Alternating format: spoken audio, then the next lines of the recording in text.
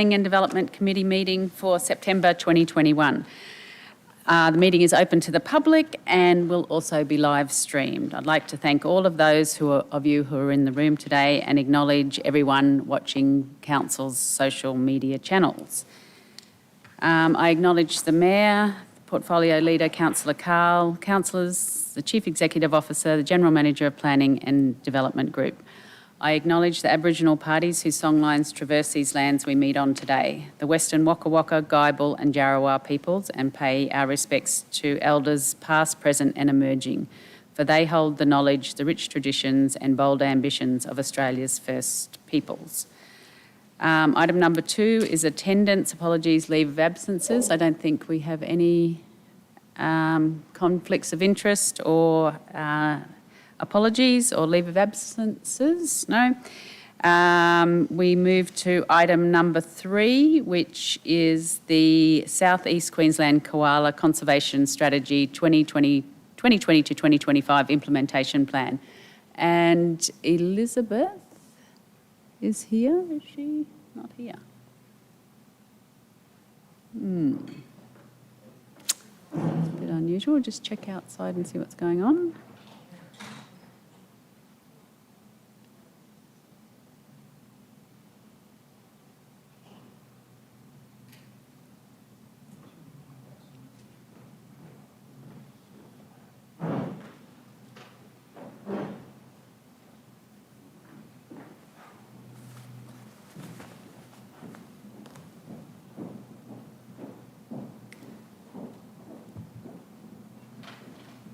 You're on, guys. Straight to. So thank you. Elizabeth, you're right to go. Did you need anything? Good morning. Apologies for being late.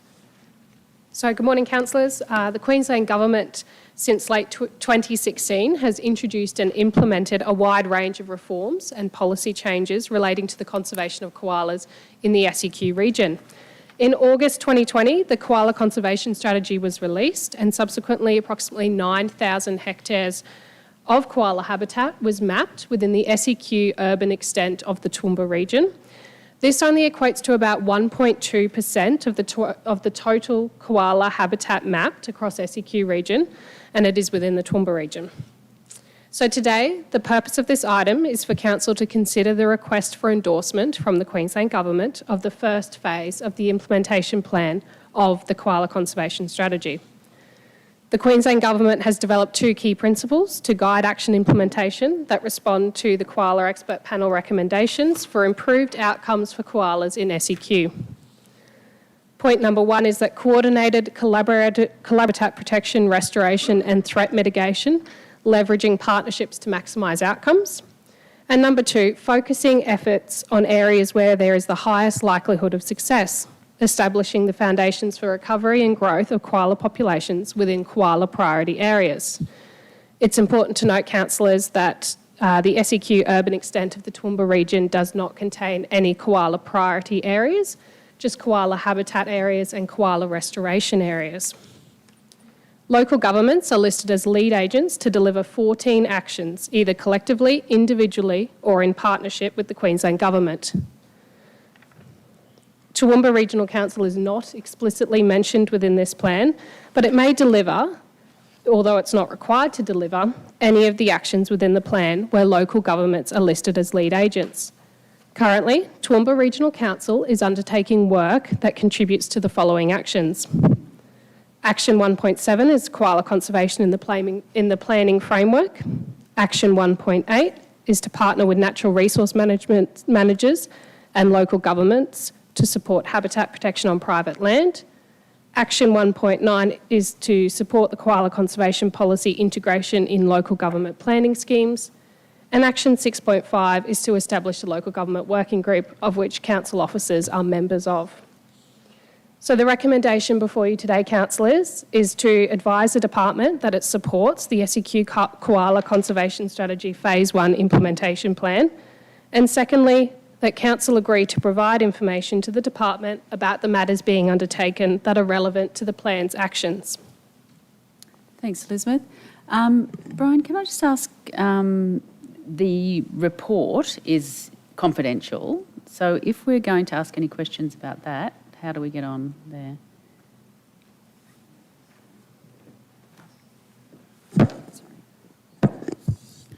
If you, in relation to the confidential attachment you're talking about, the report in itself isn't confidential, but the attachment is.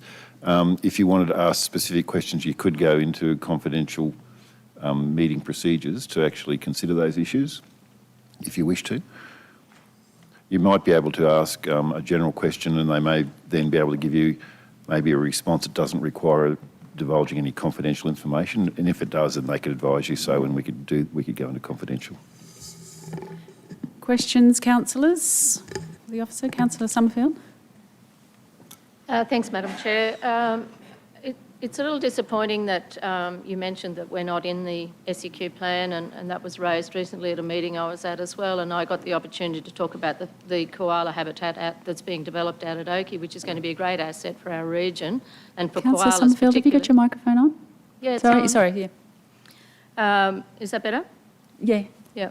So there's also a good one out at Pittsworth, I believe. I haven't actually walked it or anything, but apparently and so it's a shame that we've been excluded from this. And probably my only question is that what do you see, without revealing anything that's in that confidential document, what do you see the implications directly for our council? Thank you, Councillor Summerfield, and through you, Chair. That's an excellent point that you raised, that there are numerous koala or sort of known koala habitat populations that aren't occurring within the SEQ urban extent, so therefore aren't covered under these new Queensland Government reforms and policy changes.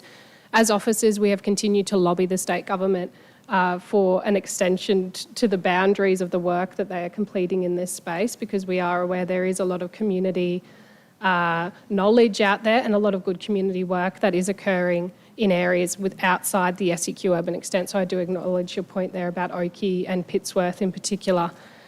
Your second point there, in terms of the actions, the state has made it very clear that there is no onus on council to undertake any of the actions. It is just what is within our remit of resources and capabilities and within our interest to complete and undertake actions. So I've indicated that we are completing work to assist in undertaking 4 actions currently. And of course, if there is further appetite from council, we may look at expanding the actions that we are undertaking. Is there any further questions for the officer? Councillor McDonald. Thanks. Pardon me. Thanks, Madam Chair. Through you to Elizabeth. It's an interesting dilemma. We come up with this all the time, don't we? SEQ plan, Darling Downs plan. Is there a koala habitat plan in place for the Darling Downs plan as well, or is it mooted to be one? No, so there's nothing currently in place in terms of the Darling Downs regional plan or work being undertaken there, no. Okay, so just if I could have a follow-up. In relation to the consultation, how much local consultation here has been done for this plan? Has there been any at all? Is that in terms of the community councillor or That's in terms right, of officer? community. No, community. None that I'm aware of, councillor, no. Okay, so if I could follow up, Madam Chair. Councillor Summerfield question about what we perhaps need to do that we're not doing by agreeing to this is a very good one, but it's hard to say what we're doing if we don't know where the areas are. So it's a little bit of a, well, I don't know, we're sort of the unwanted child in regard to this, I would suggest. So how does the community have a say in this process? Is there any opportunity for the community to lobby state government in regard to it? Yes, there is. So the state government has a dedicated koala website run through the Department of Environment and Science, where the community can reach out and actually supply data and community science initiatives back to the state government to help inform their koala habitat mapping and their measures. In addition to that, some of the actions listed within this implementation plan relate to community partnerships and sort of consultation ongoing with the community there.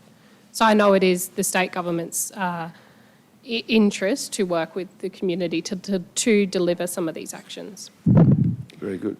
If I could just follow up from there, Elizabeth, I'm coming to you, Councillor Taylor. That was without talking about specifics of what the mapping that's enclosed in the confidential attachment. Where has that information come from? So apologies, councillor. The mapping attachment isn't confidential. Sorry, all of the mapping Oh, I in terms beg of your the pardon. koala Okay. is publicly available. And what was So that information has come from where? So the Department of Environment and Science has engaged a team of specialists from the Queensland Herbarium and a range of other scientists to actually undertake this mapping, and they have quite a rigorous methodology as to what determines a core koala habitat area, a priority area, and then a restoration area. Okay. All right. Thank you. Councillor Taylor? Thank you, Madam Chair. Following on from Councillor McDonald's, it's almost like it's a little bit too late, too little too late. And this is only in southeast Queensland. Mount Rascal has koalas, as you can see on there. And we talk about if we don't know where they are, but our community knows where they are. Now, there's remnant colonies of koalas, as you can, well, I'd say there's more than what's mapped there, but that's a start. And I guess the fact is that, you know, they don't gather in big colonies as people would expect, like other animals do. They're virtually all spread out, and so people don't see them and don't think that they're there. But the locals, the long-term locals, are the ones who actually know where they are, and that's why it's very disappointing that the government hasn't, the state government or whoever has been putting this in here, advising them, hasn't actually consulted with the community. I guess this is only for South East Queensland, and again, I note the conflict between the two, and we pay for that in our community, actually, with grants and many other things as well. But I support this as long as we're not going to be putting money into something that's going to be spent somewhere else, because there's plenty of, you know, there's plenty we can do, or even just to know more about where we have koalas, have our own knowledge and our own database for that. So I think this is probably a start. And we're like the poor relation up here in southeast Queensland, but it's at least a start. So I think I support this, but I support us as a council trying to at least understand from our local people, not just the ones that are in their boots and all, but to find out where we do have remnant colonies of koala, because they work in passages. They need trails, and we're going to knock one down here. So, you know, that's the issue. It's happening in southeast Queensland. I mean, the koala doesn't need a forest. They need linkage trails, and need to make sure that that's there. So I suggest that this is probably a start for us. So, Elizabeth, just following on from that then, in the report it mentions as part of the strategy, the projects that we're doing for our planning scheme, that's covering some of this work, isn't it? That's right? Yeah. Yes, so thank you, councillor. And that's an excellent point that you've raised, Councillor Taylor, in terms of connected corridors and movement ecology corridors for the koalas. And some of the work that we're doing in that space currently in terms of trying to fit this into the new planning scheme is our matters of local environmental significance, where we are identifying large tracts of contiguous vegetation across the region. Indeed, though, through you, Madam Chair, there may be nothing left by the time we've finished it. Councillor Von Holm? Thank you, Chair, through you. Thanks, Elizabeth. And I think we're all sort of speaking to the same point here. And I agree with Councillor Taylor that, you know, Elizabeth, you talk about those actions, those 4 actions that are listed in the report that Council's currently undertaking, and that we are going to be doing this as part of our bigger project. But this implementation plan from the state government is 2020 to 2022. Ours is, what, 24? And I think every single one of us around the room knows of examples of habitat destruction that's happening in the next month, 2 months, 6 months. So I wonder then if it would be possible, and your comment on this, to bring forward some of those parts of the wider plan that we're doing for council and align it more closely with the state government's conservation strategy over the next, well, we're already in the second part of 21, but align that work that council's already committed to more closely with the work of the state government, because it seems to me that that might be a workaround to try to get better outcomes more quickly and more preservation of koala habitats. So I do acknowledge that this first phase of this implementation plan, obviously we're coming to you for endorsement of it, and it's halfway through this first phase, obviously 2020 to 2022. And the state government does realise that as well. So we will be reporting on what we have achieved during this first phase, and then the state government has indicated that local governments will be consulted again at the formulation of the next phase of the implementation plan, and there is an opportunity there for council to be listed work and have it listed in that second phase of the implementation plan, which would be 2022 to 2024 or 2025. Through you, Madam Chair, it's always where the teeth are.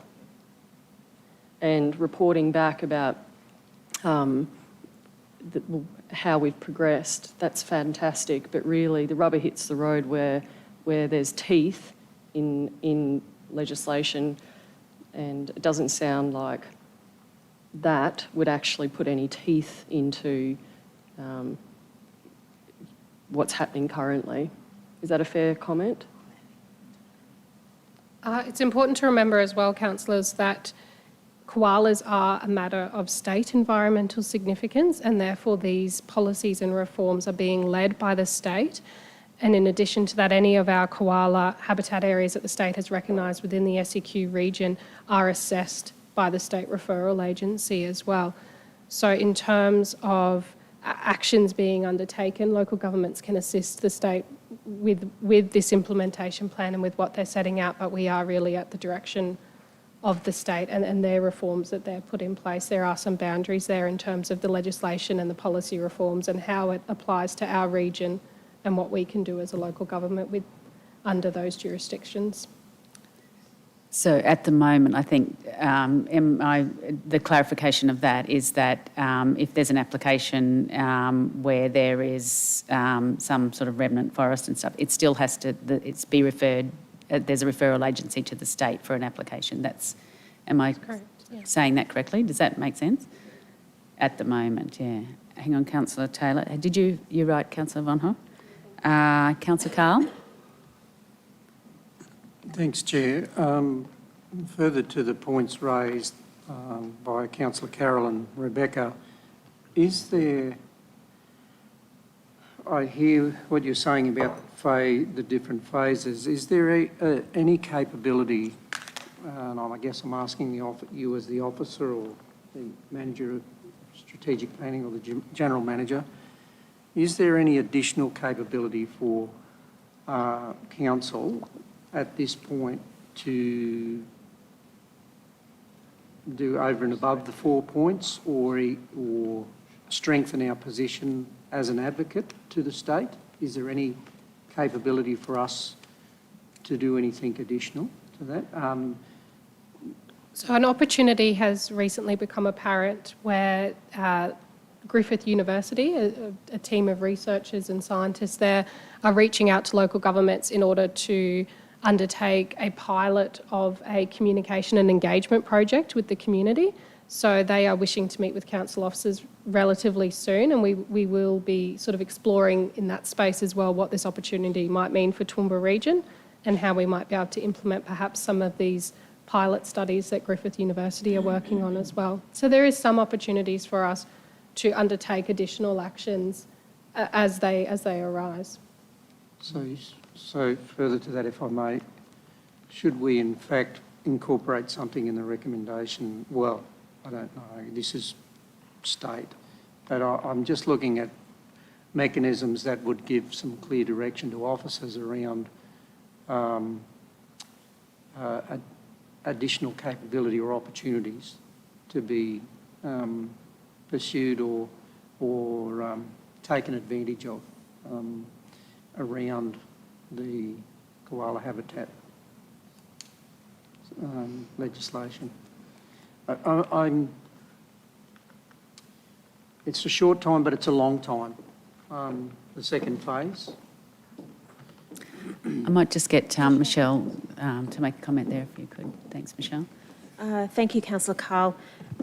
In relation to the second part of the recommendation there is to provide advice on actions that are being undertaken by Council. Where opportunities such as the Griffith pilot project come forward, we can certainly include those as part of this reporting process.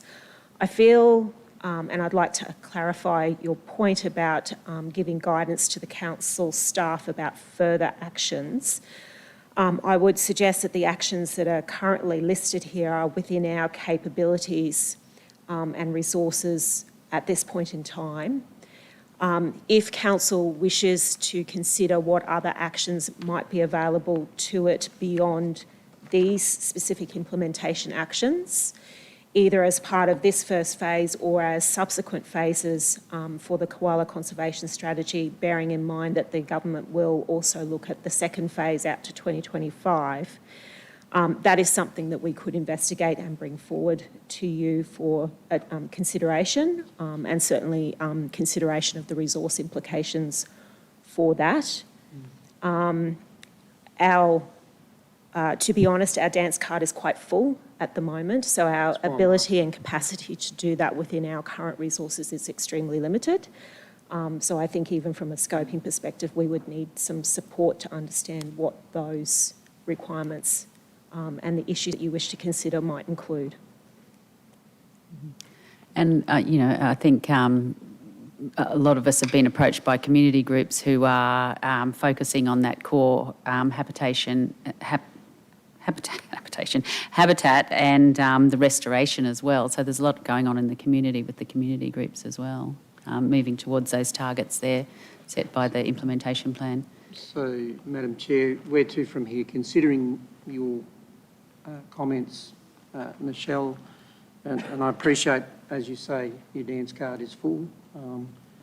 Where to from here? Do we ask for the appropriate time something to come back to Council with some considerations there, some implications, costs, what is possible, what isn't possible, and keeping in mind that, I don't want to be rolling up the sleeves for the state government. They should be doing the job.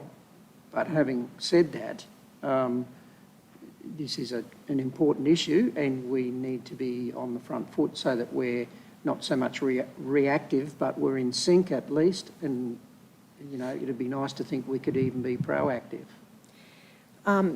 So in terms of that, I think it's important to understand whether this is something that you wish to continue to explore in relation to the part of Toowoomba region that is part of the SEQ region and therefore the legislation that sits around this, or whether you wish to extend that further, because that will have implications about how we consider these matters and our ability to work with the state in advancing this particular legislation, which only applies to the SEQ region at this point in time.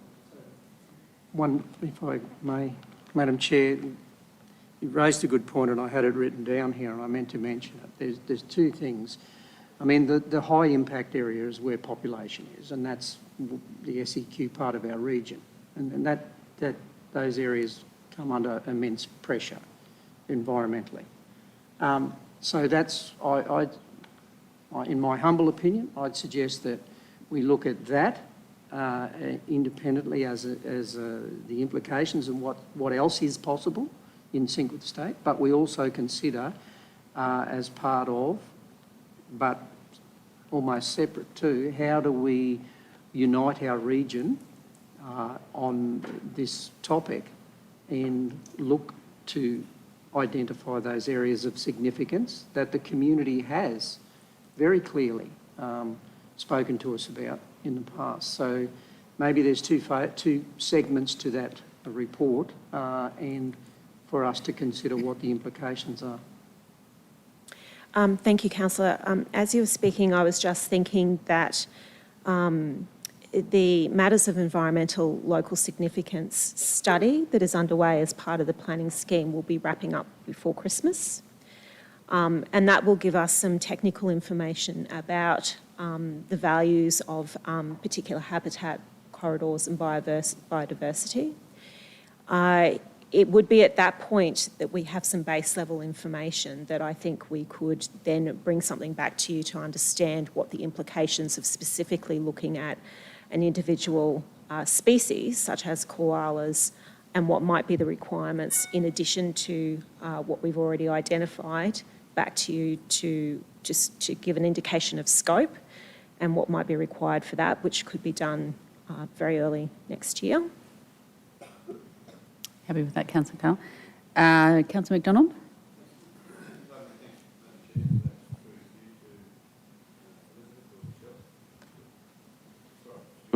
Apologies, Stuart.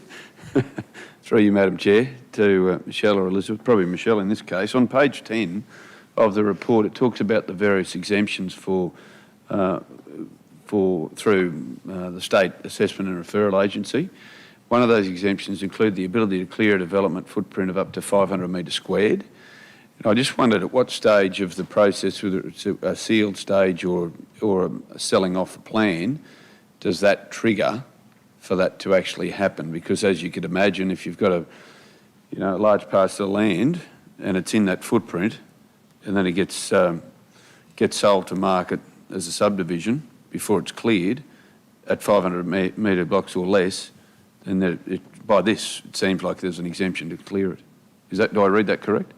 Yes, but I may defer to the subject matter expert in that Thanks, case. Michelle. Thank you.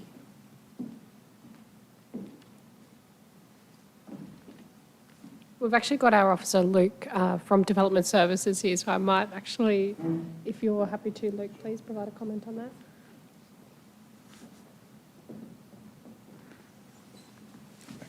Councillors, Good on you. that provision for the exemption is basically a one-off exemption. So from February 2020, when this strategy was put in place and the mapping first arrived, if you have a 10,000 square metre lot and the entirety of that lot is covered by mapping, that green shade, then from February 2020, you're allowed to clear 500 square metres of that to build a house and a driveway and a shed and a septic area. If you need to extend beyond that for whatever reason, then you would need to apply to the state for a permit to do the clearing. If it is an existing vacant lot and you're building a single dwelling, then that could be considered by council planning scheme to be accepted development, and the application for the tree clearing in that koala habitat area would go directly to the state and we wouldn't see it at all. If it's in link with something like an RAL, then the state would become a referral agency. We would assess the RAL against the planning scheme and the state would consider the koala habitat area clearing. Thanks, Luke. Just Agree with that? supplementary, if I could. Sure. On page 5 of 8 or page 11, on board books, the last paragraph before issues and responses, it talks about the final implementation plan provided to Council 26 July, and review confirms that the feedback raised by council officers has been addressed and incorporated. Not going through every line or detail, what were the high-level things that council officers raised that have now been implemented in the plan? I would say the main point that we asked State, and it was more a clarification point that we wanted State to come back to us with clarification on what was the onus or the responsibility of local governments that were listed as lead agents or as partners against some of those actions. So the state has now included a short sentence within that implementation plan that says that it's at the remit of local governments dependent on resources and capability to undertake those actions. Thank you. Councillor McMahon? Chair, thanks. Through you, Elizabeth. Look, I appreciate this is a rather large, ambitious South East Queensland-wide koala program, and we only play a small part of it. I just wanted to pick up on the rehabilitation zones, the orange ones, noting that's in attachment 3. There's a fair few of them around, and for us, that area between Clyton and Geum, which is, well, a lot of private landowners, farms and rural blocks, does this, if you can cast a light on what's not confidential, but what obligations may this place on landholders in those, like existing landholders out there? Thank you for your question, Councillor. So in terms of rehabilitation areas, these are non-statutory. They do not They are recognised under the reforms. However, it is just the state government has designated these areas as focus areas for offsets and rehabilitation. So there is no onus on landholders there to actually undertake any works. It's just that their properties have been recognised as areas where koala rehabilitation of habitat can occur. So I appreciate you said there's no obligations, but what does it mean long-term that it's been recognised? And it's, the focus is, how's this going to play out down the track, I suppose? Do you have any information on that? I would say that the vegetation on these properties has obviously been recognised as of importance, or providing important linkages between known and mapped koala habitat areas. So in the long term, I can't say exactly for sure, but I'm understanding that the state is focusing areas of rehabilitation and offsets to these koala rehabilitation areas that have been mapped. Okay, sure. It's a bit ambiguous, but thanks for the answer. The General Manager's just asked that you explain the offsets. Thanks, Elizabeth.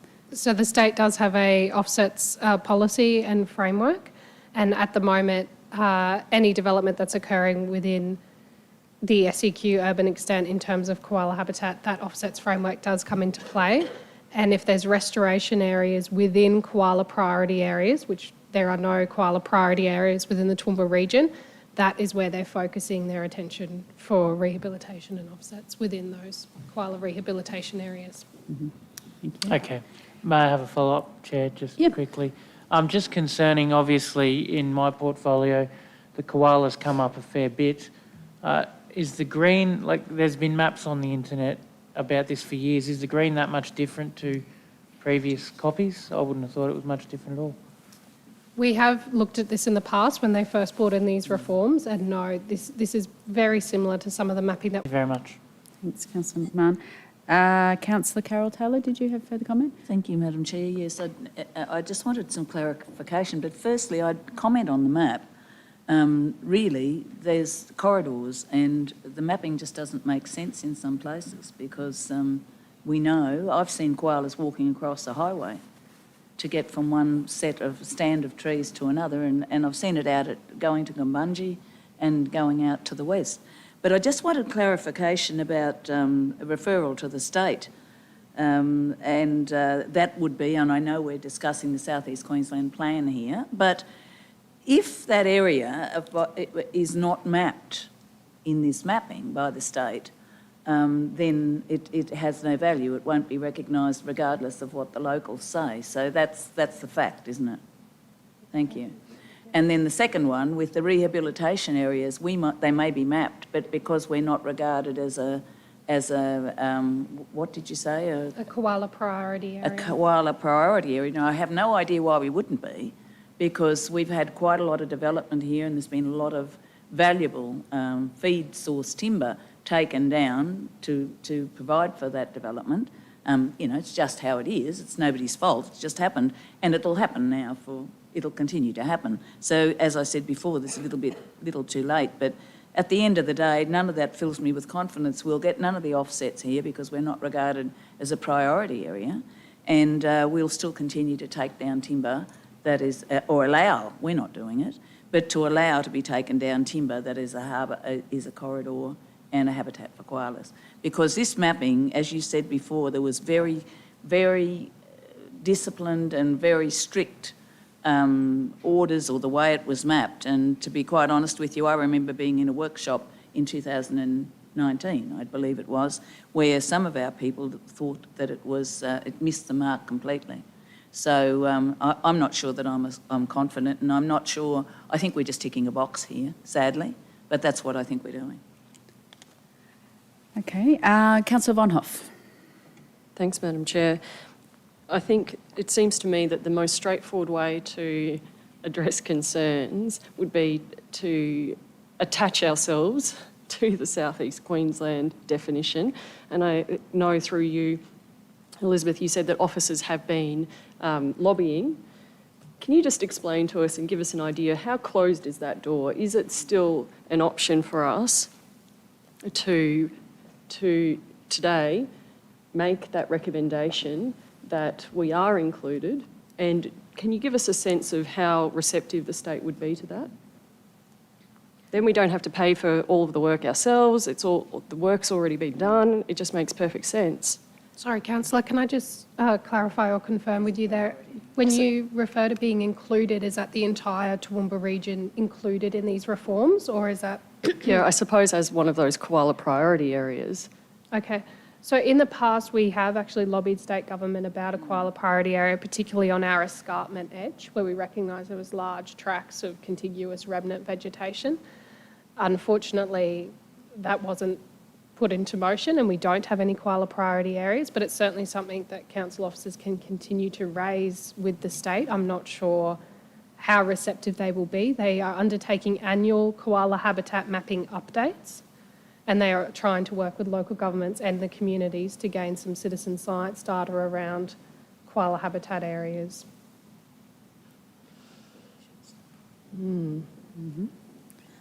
I'll give you time to think about that. Councillor Shine? Thanks, Chair.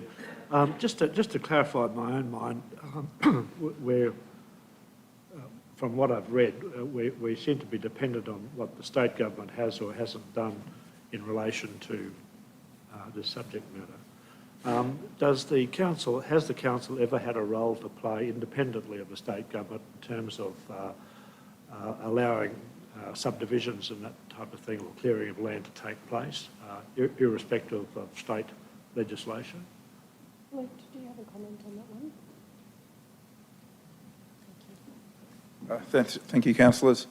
We are very much dependent on what the planning scheme allows us to query in terms of development. So in terms of pure operational works for clearing of vegetation, we have no provision at all in the planning scheme as it stands at the moment to protect larger stands of vegetation at all. We also have no tree clearing laws in council at the moment, which means that there's a second layer of regulation that doesn't exist to solve it. All we have is the Environmental Significance Overlay Code, which our own mapping does line up with quite a lot of these areas that show koala habitat area, but also extends further abroad and around those areas as well. So in terms of vegetation clearing, there are 3 levels of assessment. One would be from a local point of view for what a planning scheme or a local law dictates. Then you've got all the state legislation, which is the Vegetation Management Act and this koala habitat area mapping. And then you've got federal, which has even smaller pockets and very high national interest at heart. So our colleagues have already talked about matters of local environmental significance, MLES, and matters of state environmental significance. They're spelled out in the Planning Act for what we need to talk about. And this legislation here is sitting at the state level, and the stuff that I've just mentioned is sitting at that MLES local level. We don't have a lot of vegetation protection in Toowoomba Council. Okay, is it a simple matter of addressing that in our examination of a new planning scheme, or don't we have power to do that under state legislation? Thank you, councillor. We do have the ability to consider matters of local environmental significance, and in fact it is a state interest, so there is a requirement on council to consider that. So the state planning policy, which includes matters of local environmental significance, came in 2017, well after the current planning scheme was adopted.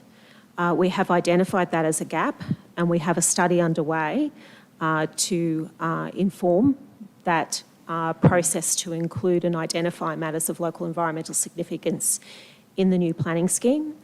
That initial first phase study, which is the technical and evidence stage, will be completed before Christmas. And we are looking and working with council at the moment in relation to the policy context and how that might apply in the future with the strategic framework. And our program is to bring that strategic framework through to community engagement next calendar year, early next calendar year. So if I might, Chair, does that mean that if council were minded to go down that track to include in the next plan protection for koalas, and this, put it in my language, protected, this is possible, and we could do our own thing, irrespective of the defects of the state area, the extent area. So the Matters of Environmental Significance study at the moment is based on biodiversity values, corridors and habitat vegetation. It doesn't necessarily go down to a single species process to identify and set and train protection measures around single species. Sorry, Michelle.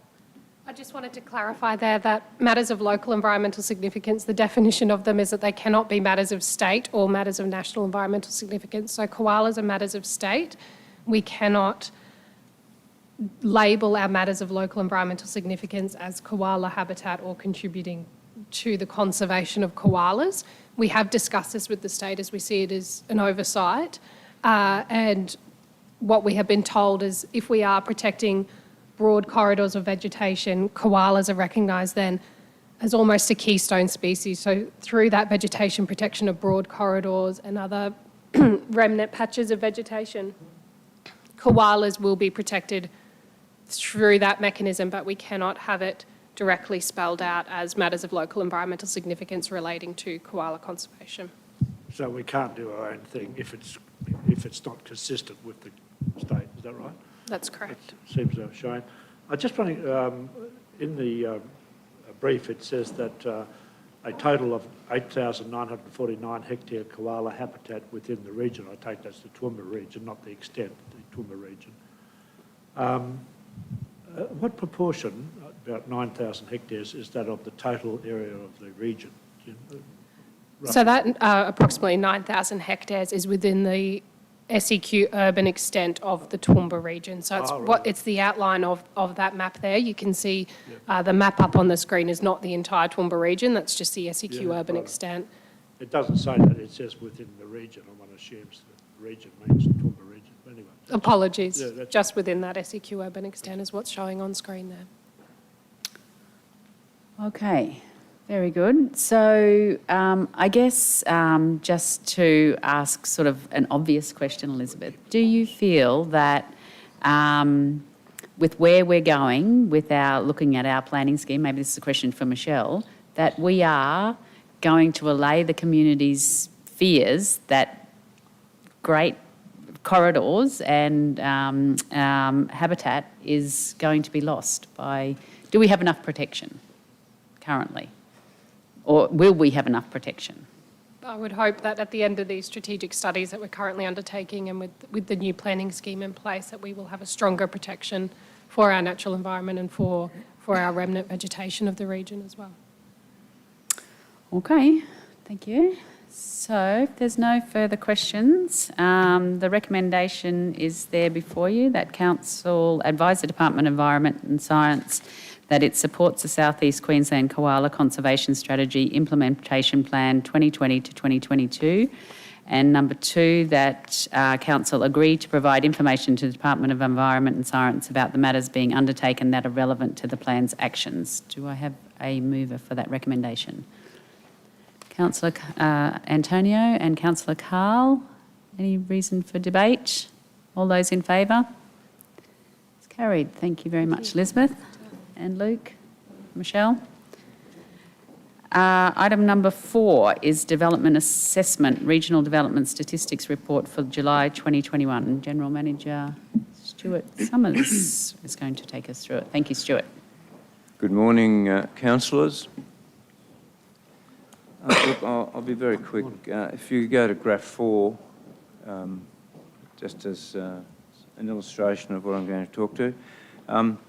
In July, we had 15 lots sealed compared to 18 in June, and 100 dwellings and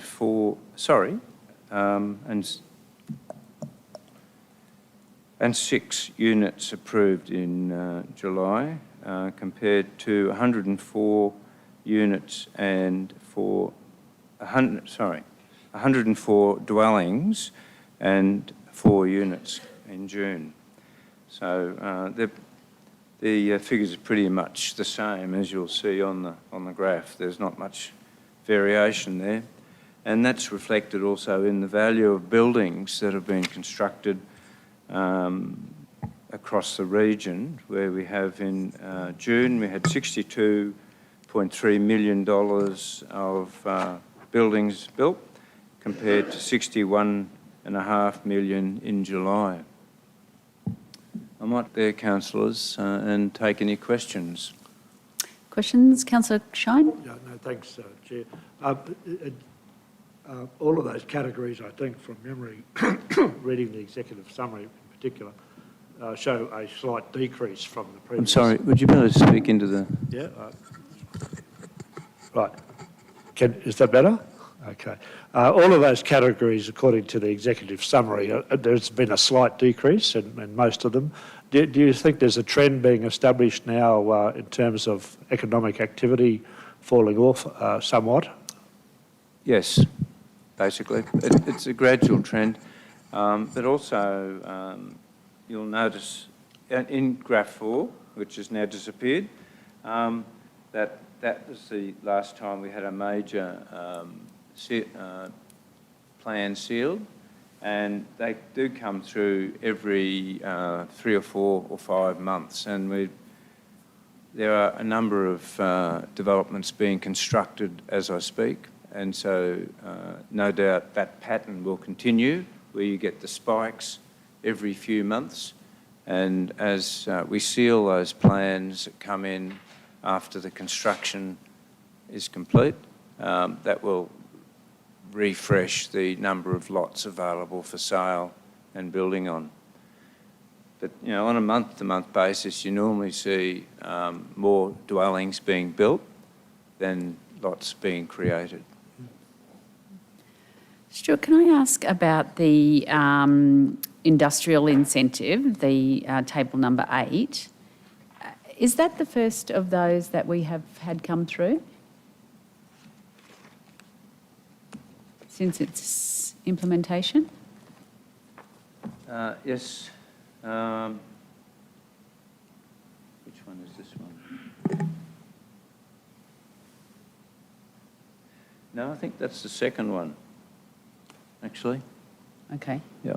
We Okay. had, the first one was a trucking development. Okay. A I just couldn't transport remember. And then the development, other was the table 9 about the regional, the district incentives. I can't remember. Is that an unusual number for a month, to have 3 in a month like that? You might want to take that on notice. I Yes, can't remember from the last month. No, it is Yeah. unusual to Yeah. have that many. But, but sometimes you get these little clusters. But we don't normally have 3 in the 1 month. Normally one every couple of months. Okay. And that's a good sign in itself. If you know, that means that things are happening out there in the district areas. Mm-hmm. Very good. Any questions for the General Manager? No? So the recommendation is there that the report of the General Manager, Planning and Development. I have a mover for the recommendation. Councillor Carl, and seconded by Councillor McMahon. All those in favour? It's carried. Could I have someone move an adjournment, please? Councillor Taylor, Carol Taylor, Councillor Von Hoff. All those in favour?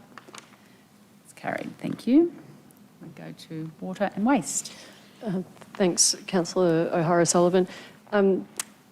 Brian, does it make sense to just go straight to infrastructure items 3 and 4, because everything else is in confidential? Water and wastes, two items are in confidential. Are you right with that, Karen? Yep. Thank you.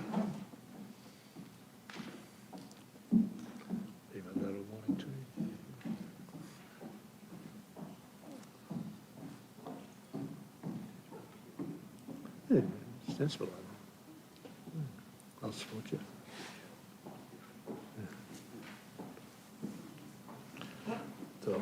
Dogs are barking.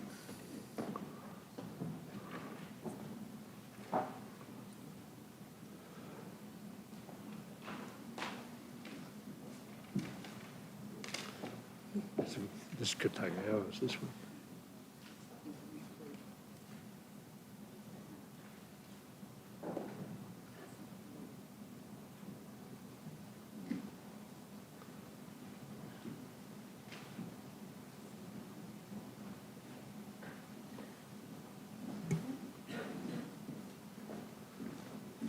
That was interesting reading.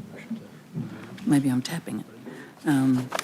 Good morning, everyone. Welcome to the Infrastructure Committee meeting of the Toowoomba Regional Council for September. The meeting is open to the public and is also being live streamed. I'd like to acknowledge the Mayor, the Deputy Mayor and councillors, and particularly our portfolio leader, Councillor Melissa Taylor, the CEO, any general managers, but especially our General Manager for ISG and there's no team here this morning, Mike, it's just you. I've got Rod coming. Okay, so we'll have our General Manager, Mike Brady, and the Manager of Transport and Drainage Planning, Rodney Betts, will be here in due course. I acknowledge the owners of the land whose songlines traverse these lands we meet on today, the Western Waka Waka, the Garbal and the Jadawa people, also the Biggambil people who hold land rights to the west of our Toowoomba Regional Council area. And I pay my respects to their elders past, present and emerging, for they hold the knowledge, the rich traditions and the bold ambitions of Australia's first people. And I'd also like to ask our community to engage with what's left of the month of Carnival. And I know this is Councillor James's remit, but I'm here today and I think that it's too wonderful an opportunity to miss being out and about and enjoying our beautiful gardens. Thank you. And we have no apologies. And no leave of absence that's been requested. So we move on the Infrastructure Committee agenda to item 3, which is a review of policy 2.22, private works, and I'll ask Mike Brady to introduce it. Thanks, Mike. Good morning, councillors. Morning. The first report, as pointed out by our Chair, is focused on our private works policies. This is a policy that's been, it's taken a little while to come through to Council, the review. It's, as you can see, nearly 10 years since it's gone through. During that time, the existing 2 policies have worked well. There's been no issues as far as managing what we've had to do across Council. What the intent over the last couple of years has been, though, has been to bring the two policies that were previously there, one for water, one for other works, together, and subsequently that's what's been put forward to you today. There's a lot of commonality in regards to when we do contracting work out, but not that happens terribly often. So the policies there, councillors, and it's really just, in essence, an update of what's making sure the policy is in alignment with our current corporate plan and other documents, as well as updating, moving increased minor private works from $50,000 to $100,000 as the change point between the two, since we're sort of best part of 10 years on since the policy has had any major sort of review. That said, the intent and the way the policy operates hasn't really changed. It's proposed not to really change that. As I said, it's worked well in the intervening period. So I'll hand it over. Any questions? Thanks, Mr Brady. Any questions, councillors? Councillor Shine? Yeah, no, thanks, Chair. I'm just wondering what proportion of the works that are undertaken by infrastructure is private works under all of those categories, the Department of Transport, main roads, etc. Yeah, so from the Infrastructure Services Group and probably from our council as a whole, the largest external piece of work that we do is with TMR on an annual basis. So that's our RMPC contract. So that's in the order of $4 or $5 million a year. and then we might do some other sole invite contracts that they may give us, which they tend to do. So it can range between that sort of 5 to 10 million a year that we may do in that space. Outside of that, a lot of work that we tend to do in the private space tends to be more a request, a contribution that people want to put to a section of road or a piece of work that they need to be done. It may be a developer or some along those lines, and that's relatively minor in the scheme of things. It could be only a few $100,000 a year, and not a great deal in that space.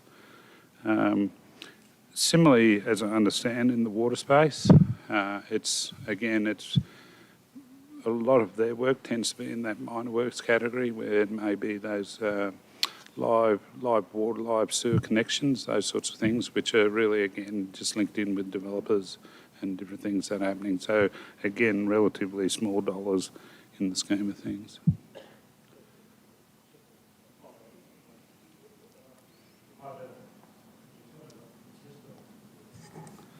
That's where, if there's a tender out there that we wish to go to market, it used to be something that probably pre-amalgamated councils around Toowoomba used to do a little bit more of, particularly in the subdivision space. They used to put bids in for various developments around the region. We haven't done it in the time that I've been here. We've got a very full workload and sufficient work to keep everyone very busy. My former council, Councillor Shine, used to tender in quiet times. It kept the team at work and skilled them up a little bit. Right with that. Of course, we don't do it now. Councillor McDonald. Thanks, Madam Chair. Through you to Mike.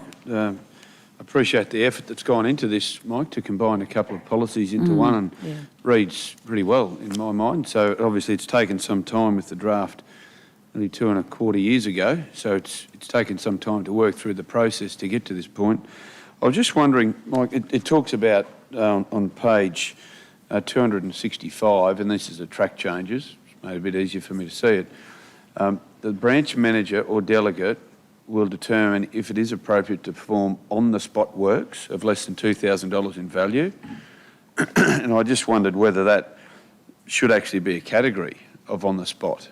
You know, how you've got major, minor works under 100,000, it may be captured in that, or should that be minor works 2,000 to 100,000 and under 2,000 is on the spot, just for clarity from a reader of the document, and particularly for an officer.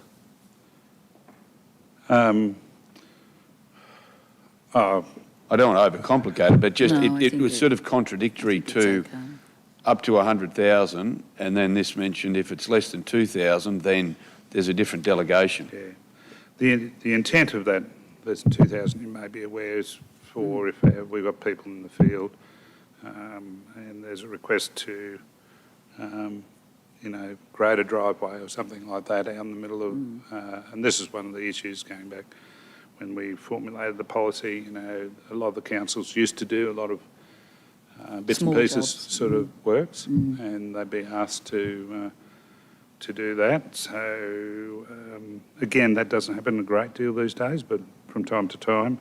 So it's enabling a person to ring up and basically pay with their bank card over the phone to our customer service centre to get a piece of work done.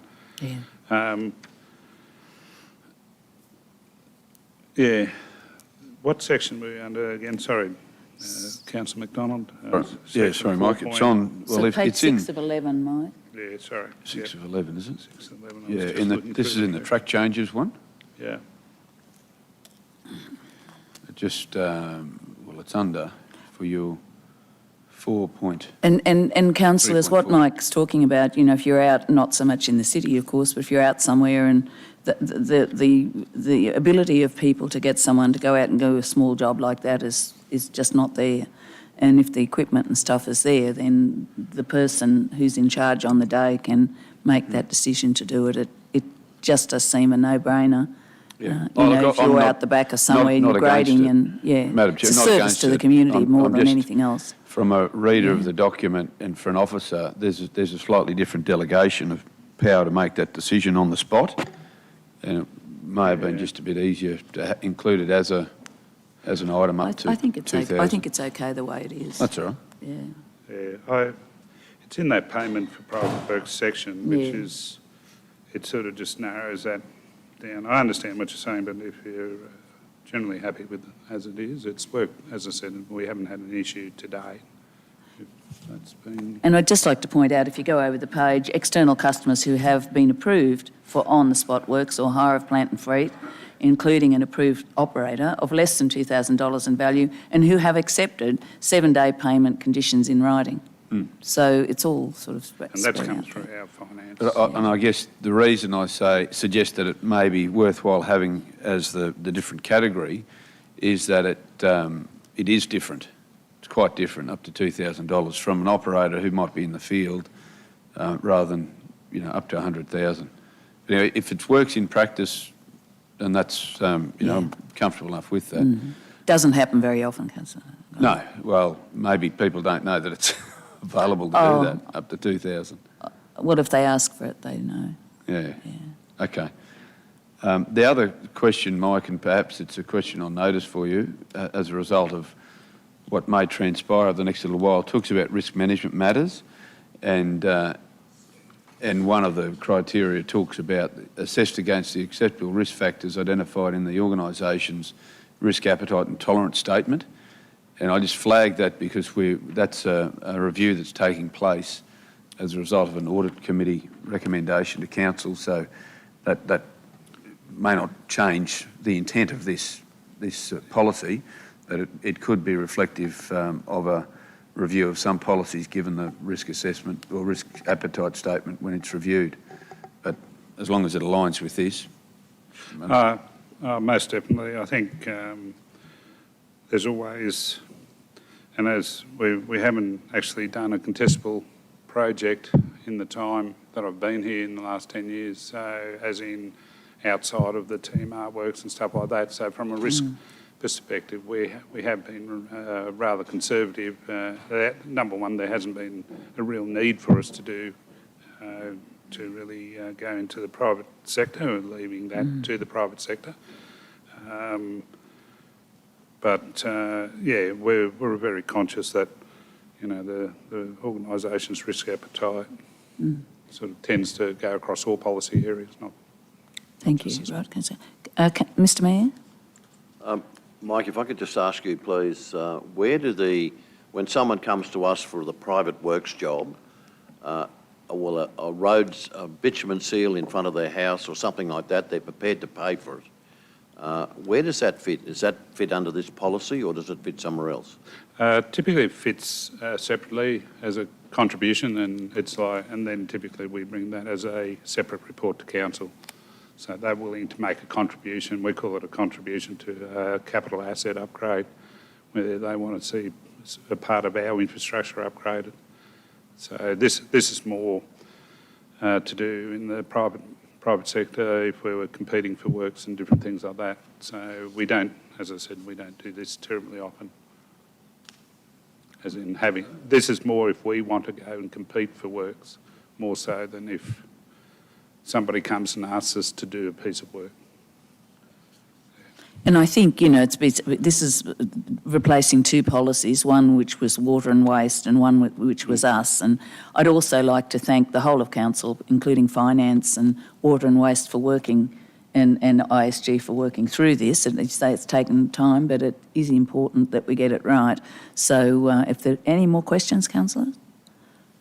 Is somebody happy to move that? Thank you. Moved Councillor Megan O'Hara-Sullivan, seconded Councillor McDonald. Those in favour? It's carried, thank you. So we move on to item 4.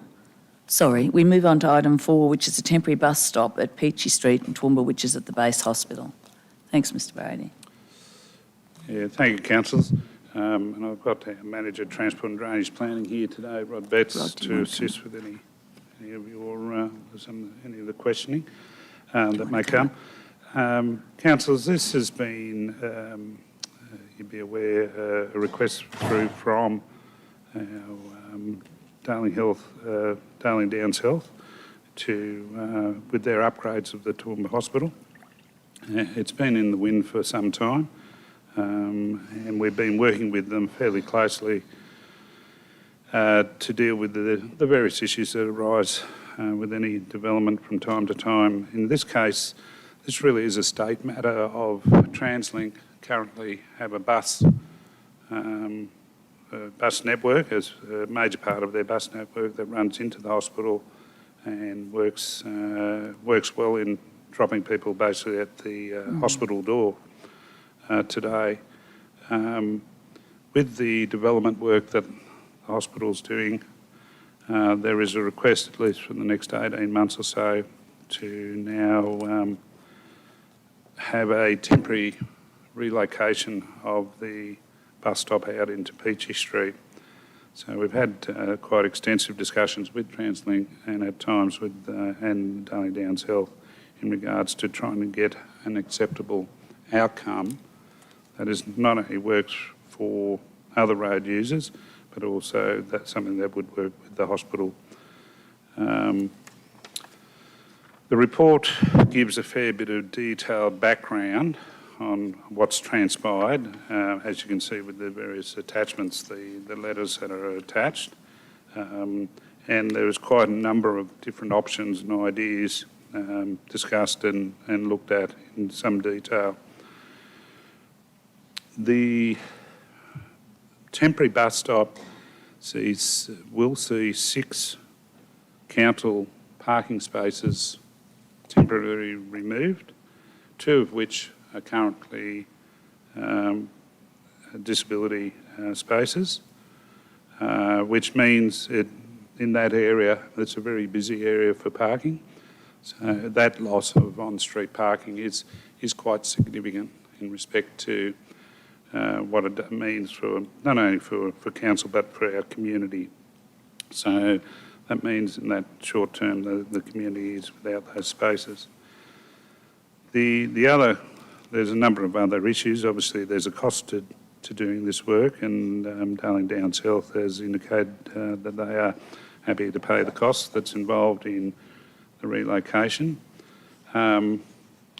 Probably a couple of the significant issues as we've viewed it is people with disability accessibility.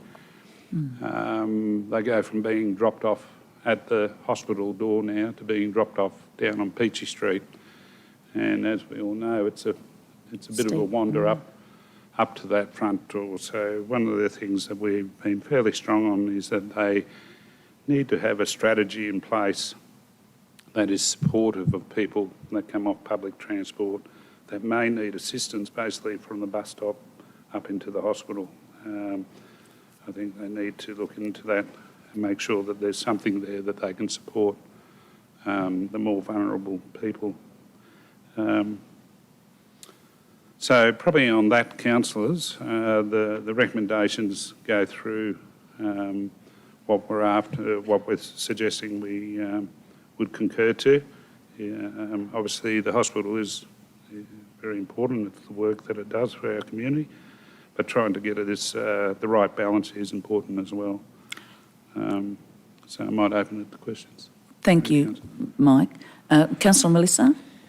Thank you, Chair. Thank you, Mike, for that report. 2 things, if I may.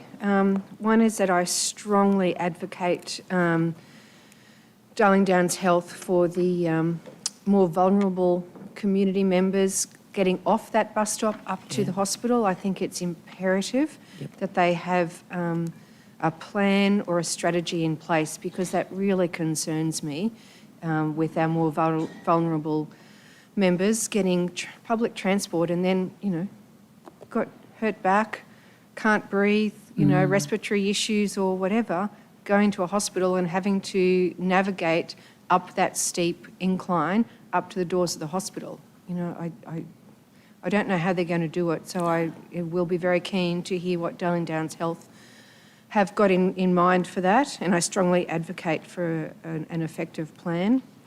I propose an amendment to Section B of the recommendation, please.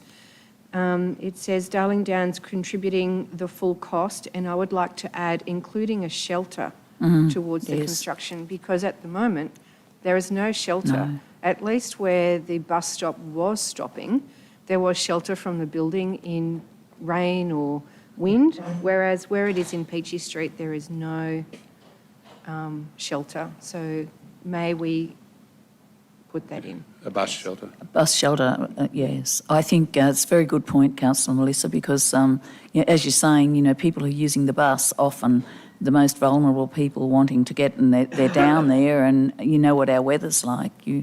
You're standing there with not even a seat. So it's not acceptable. So I'll be happy to second that, Madam Chair. thank you, Councillor Nancy. Thank you. Are there any more questions, councillors? Councillor McDonald? Oh, I'm sorry, Councillor O'Shea. Go to James. No, I'm sorry, he had his hand. Yes, it's my... Thank you. Thanks, Madam Chair. I concur and agree with the comments made by Councillor Melissa Taylor. I think that's an important aspect of it. I suppose, Mike, my question around this, and understanding, of course, through TransLink and the situation with how this decision is reached, but we talk about the impacts from a local government point of view, and my concern, and I'm sure we'd all share it, is around the squeeze on parking in that area. I know we lost a number going back last term when we installed traffic lights to take out a few extras. The impact, I suppose, that has on community, has that been thought about, or is that of any concern to Darling Downs Health? Because I know that they have their car park and I know the situation there, but I mean, for a temporary situation, it is going to have an impact on that street. Yeah.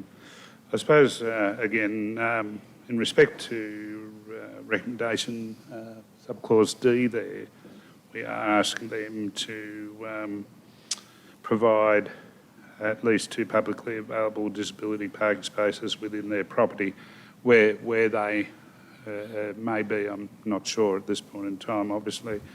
So we're within D, we're asking for them to make some provision. It is, as you point out, Councillor O'Shea, with the loss of these spots, and probably I think it was 4 or so that we lost It was with 4 the we traffic lost, lights. yeah. It's about 10 that we're lost in the last 2 years, the last couple of years. Look, it's really in this temporary space. It's one of those little things that we've got to probably live with, other than their own car park, where the public is welcome to go. Obviously, they need to pay. These are not paid spaces, but they are timed spaces. So it just is what it is. There's not much. Yeah, it's part of the pain of development, I suppose. It's for the next 18 months or so in respect to that, till we can get them back. And councillors, as you've read, I mean, originally it's because of the COVID testing, but now they're going to put some extension on the emergency area. So I agree with you, Councillor O'Shea, that, this is a lot of car parks to lose, and particularly the disability ones. But if we can get somewhere, I think, Mr Brady, the disability car parks need to be in a meaningful area, not tucked away somewhere where it's going to be so difficult for somebody to get from there to where they need to go. So I think we need to, I'm sure we can leave that with the staff to sort that out. Perhaps we should put in there also acceptable acceptable disability parks, so that we don't have to accept what is put somewhere. Yeah, I think D covers it off, as you suggest, Chair, and obviously, from an operational perspective, You will work through that. We'd work through the hospital for them to demonstrate somewhere reasonable. Thank you very much. Councillor McDonald? Thanks, Madam Chair. Through you to Mike. I'm just wondering about the practicalities of a couple of things, and I'll start with that one first. What level of authority do we actually have inside the hospital boundaries in regard to mandating them to put car parks in, or whatever it might be? I suppose our authority, or what you might say in inverted commas, is not so much what they do within their property, but our desire to agree to giving up 6 spaces on the road itself, and under what conditions are we willing to do this. So this is where we're coming from. So when we don't have that authority to be able to tell them to do anything within their property.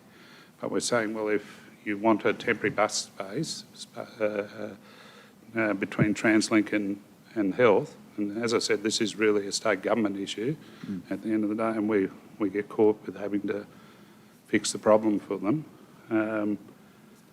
In the short term, we're saying, well, if you're going to do that, that's going to impede the community in other ways.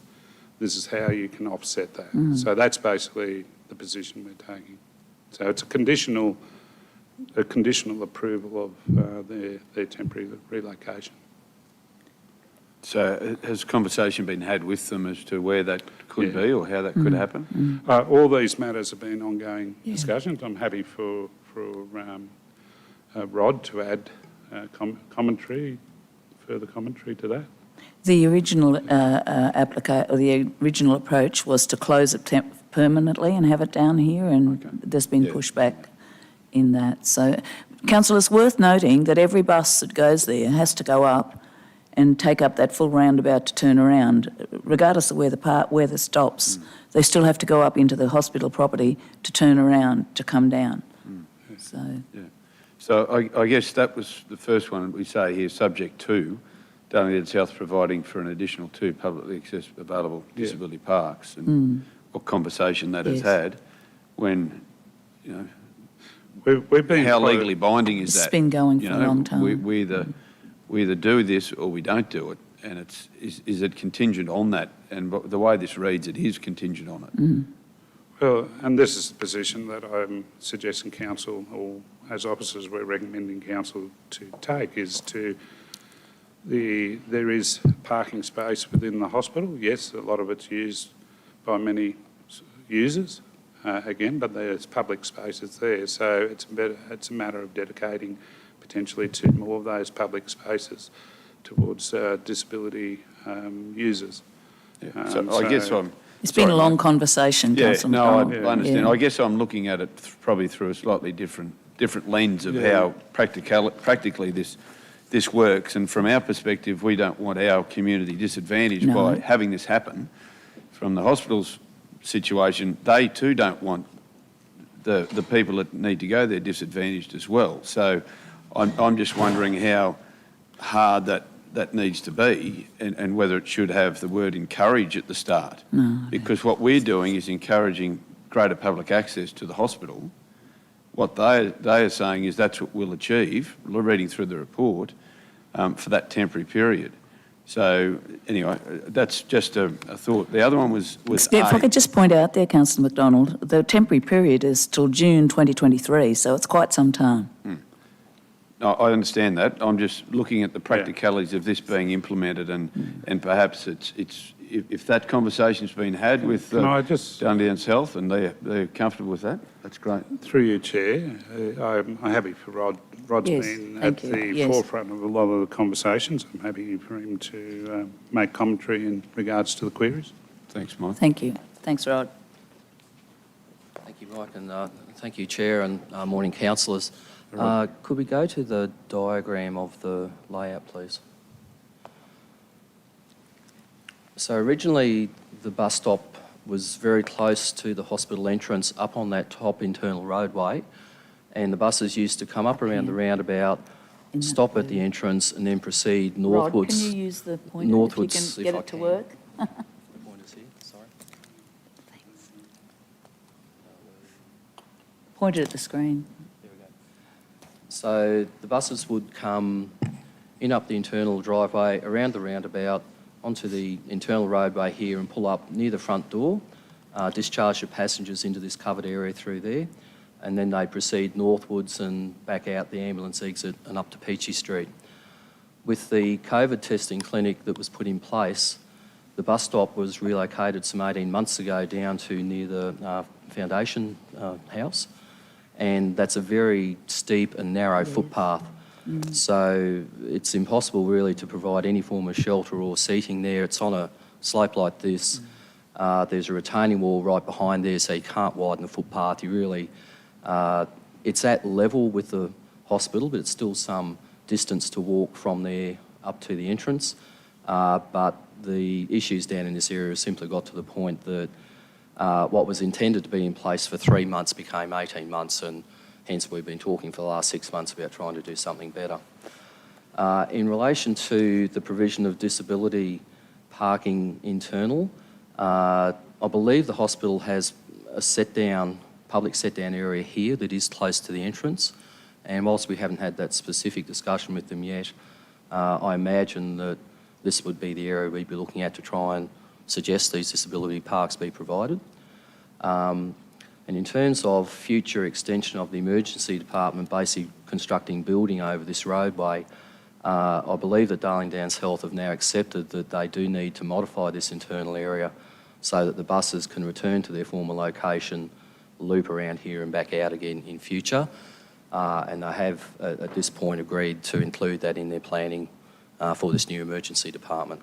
So I believe that certainly the senior officers of Darling Downs Health and the hospital are supportive of trying to do the best for bus patrons. They have this intervening period of time where, for practical reasons, the 3-month alternative doesn't need to turn into 3 years. It would be better to do something down in this area for the patrons. There is a series of ramps to climb up here, a couple of ramp up and level areas to get up through here with a handrail, and it then wanders up through a backwards and forwards type of zigzag arrangement to get up into this level and then down and across. So it is a reasonable climb for those who are mobility impaired. The hospital is definitely aware of that, and I think it's fair enough to ask them. They do have some assistance for conveying people from their reception area internally within the hospital because it's such a large complex. So hopefully they'll be able to work out something to help people get up to the main desk as well. Thank you, Rod. So, Madam Chair, through you, Rod, just in regard to the disability ones, you mentioned about they've got some drop-off points and what have you now. So has a conversation been had where they could fit the two in that area? No, not yet, Jeff. Not yet, Councillor McDonald. But there will be. The areas that were the former bus stop is really, I think, where we'd be thinking of. And if there's already a public set-down in that sort of space, it's quite a length, and I think to look at 2 spaces in that area should be doable. Thanks. Because of the length of the buses, it should be. Yeah. Okay. Just in regard to recommendation A, and maybe this is back to Michael or Rod, either or through you, Madam Chair. We have the date in there of June 2023. Yep. And ideally, they would want that and we would want that. But as we know, it's taken us 2.25 years to have a draft policy to getting a policy to council just around, private works. So in regard to that being a hard and fast June 2023, would that mean that we'd have to come back to council if it goes over that time, even if it's by a month or 2 months or whatever it might be? And I just wonder whether the practicalities are about that, rather than having to come back, whether it should just have that date removed. Ideally, we'd love to, and they want it to happen as well, but I'd hate for us to have to come back in June 2023 and say, councillors, this is going to go for another year. If it comes back, it's not. A lot of things come back to us. It's not a different. Through no fault of ours or theirs, perhaps, if it's not there. Just a question, Mike. No, and it's a good question. Look, I believe council needs to have a pretty hard and fast position as far as date and time on this, from a point of view of ensuring the works meet a predicted time, and the impact on the community is limited to that time period.